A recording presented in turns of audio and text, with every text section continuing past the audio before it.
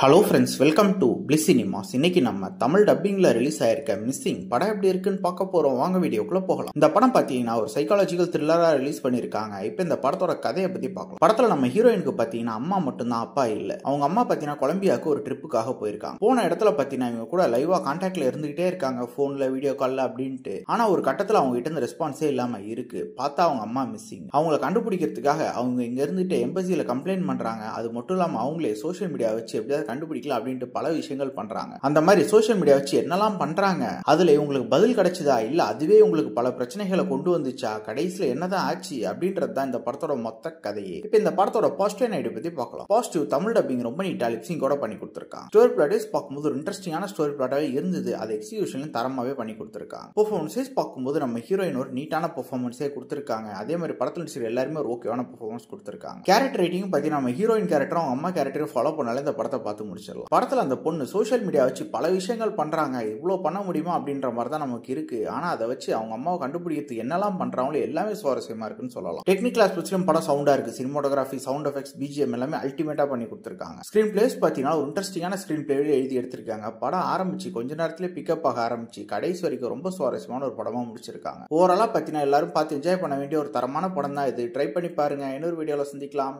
Thank you.